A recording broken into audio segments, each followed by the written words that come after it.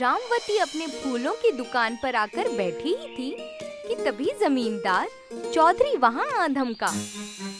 कल तुम्हारी दुकान से मैंने अपना नौकर जग्गू से एक फूलों का हार मंगवाया था जो आज ही मुरझा गया। आपको कोई गलतफहमी हुई होगी, मेरे दुकान के फूल इतनी जल्दी नहीं मुरझाते। तो तुम कहना चाहती हो कि मैं झूठ बोल रहा हूँ? मैंने ऐसा तो नहीं कहा।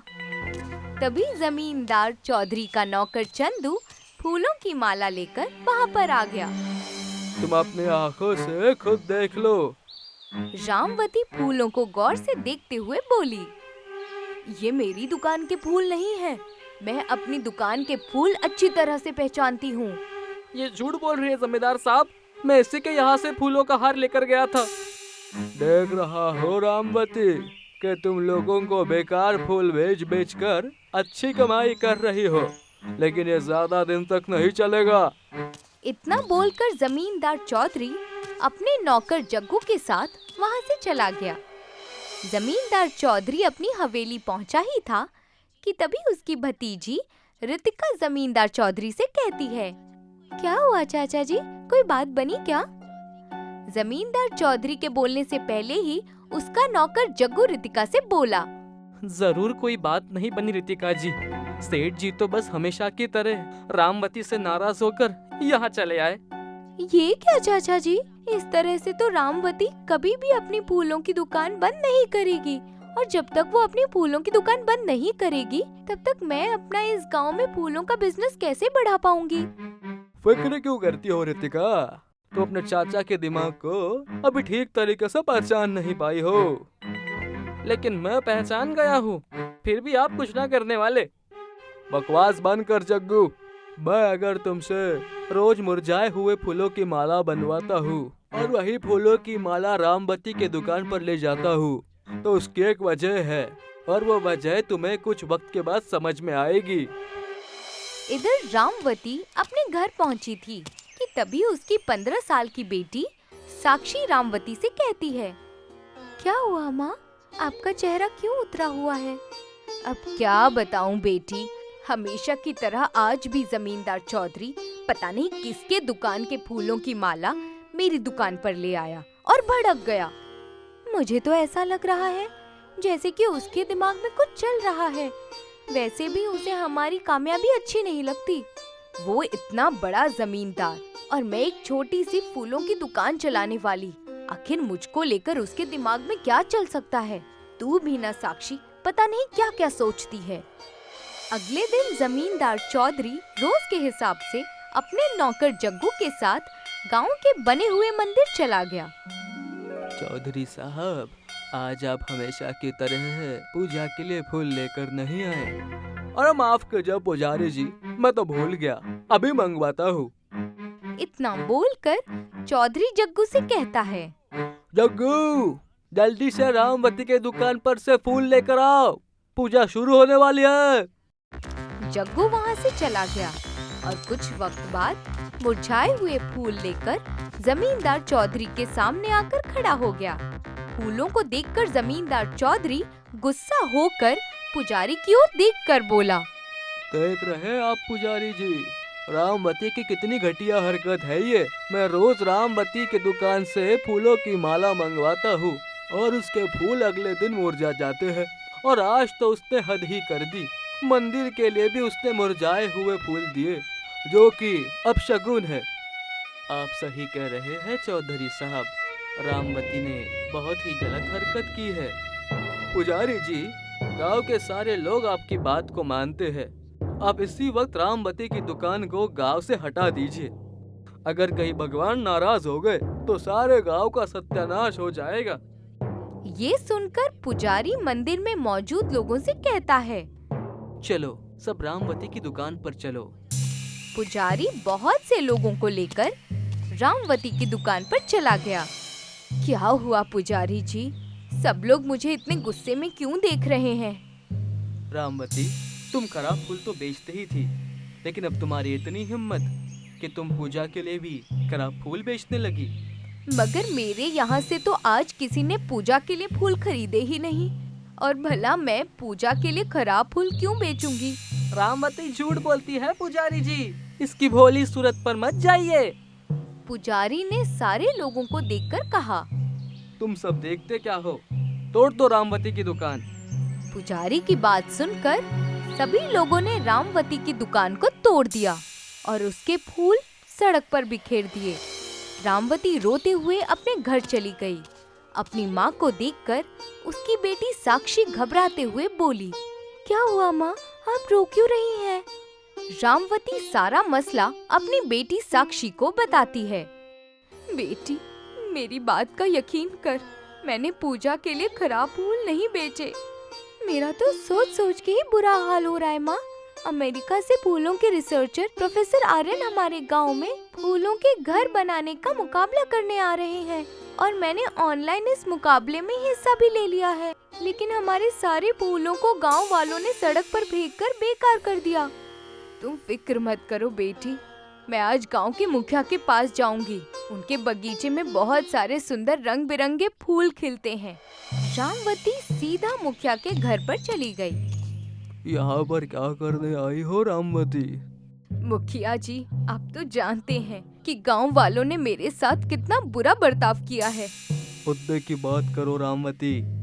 बात ये है मुखिया जी कि मेरी बेटी साक्षी ने फूलों के घर बनाने के मुकाबले में हिस्सा लिया है।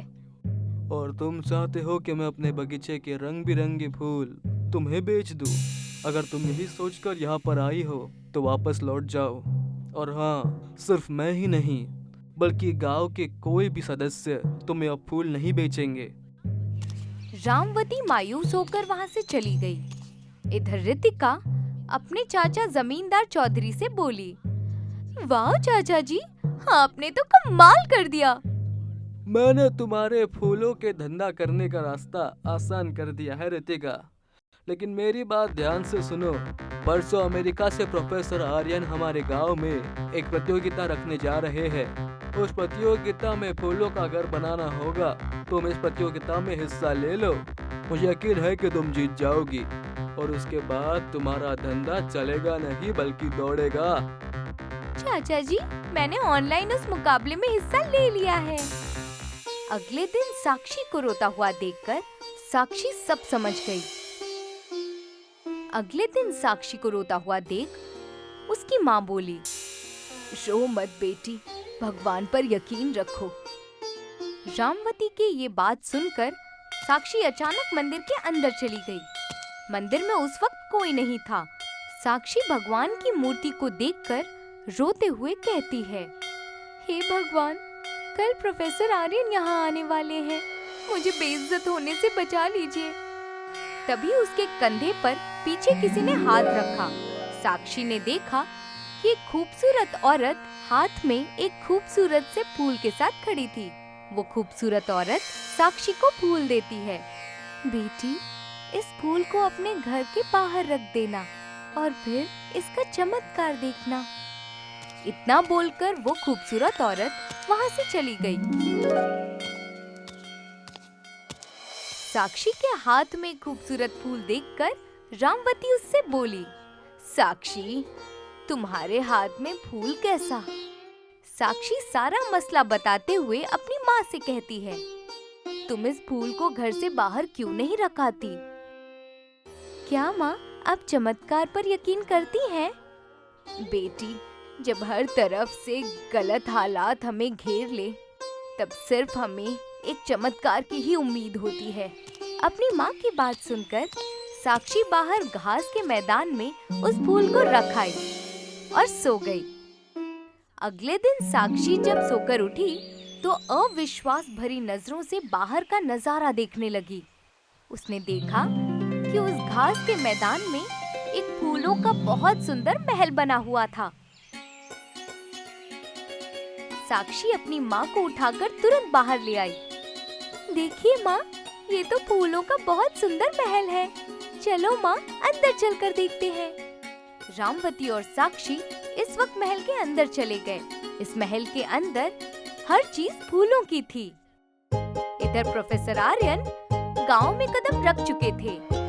वो मुकाबले के मुताबिक रितिका के बने हुए फूलों के घर को देखकर कहते हैं, तुमने फूलों का तो बेहद ही खूबसूरत घर बनाया है रितिका। अचानक प्रोफेसर को कुछ याद आया और वो जमींदार चौधरी की ओर देखकर कहते हैं, एक लड़की ने और ऑनलाइन फॉर्म भरा था, वो कहीं नजर नहीं आ रही। उसका नाम, हाँ याद आया, उसका नाम साक्षी है। अरे आपने भी किसका नाम ले लिया, लगता है वो डर की वजह से आए ही नहीं। यह मेरी बेइज्जती है, मैं उसके घर जाना चाहता हूँ। जमींदार चौधरी अपनी भतीजी और गांव के लोगों को रामवती के घर के नजदीक लेकर पहुंच गया। तभी प्रोफेसर की नजर रामवती के घर के ठीक सामने फूलों से बने हुए महल पर पड़ी। प्रोफेसर आर्यन हैरान रह गए। ये तो फूलों का बहुत बड़ा और खूबसूरत महल है। ऐसे फूलों का महल तो कोई बहुत ही कुशल फूलों का कारीगर ही बना सकता है। इतना कहकर प्रोफेसर उस महल के अंदर घुस गए। तुमने तो बेहद खूबसूरत फूलों का महल बनाया है साक्षी। इस प्रतियोगिता की विजेता तो तुम ही हो। मैं बहुत जल्दी तुम्हें अपने खर्चे से अमेरिका बुलाऊंगा। इतना कहकर प्रोफेसर अपने हाथ में पड़ी हुई ट्रॉफी साक्षी को पकड़ा देते हैं। ये देखकर जमींदार चौधरी और रितिका का चेहरा उतर गया। तभी रंग बिरंगी किरणों के साथ वही मंदिर वाली औरत वहाँ पर प्रकट हो गई। सभी गांव वाले चौंक गए। रामवती निर्दोष है। ये सब जमींदार चौधरी और उसके नौकर जग्गू की करतूत है। जमींदार चौधरी अपनी भतीजी को फूलों का कारोबार कराना चाहता था और उसके लिए वो रामवती की फूलों की दुकान बंद कराना चाहता था। इसलिए इस बिचारी के खिलाफ साजिश रची। ये देखकर गांव वाले सभी चौधरी और उसके भतीजी के खिलाफ हो गए। जमींदार चौधरी अपनी भतीजी और नौकर के साथ उसी दिन गांव छोड़कर चला गया। मगर रामवती और साक्षी आज भी अपने फूलों के महल में रहती हैं।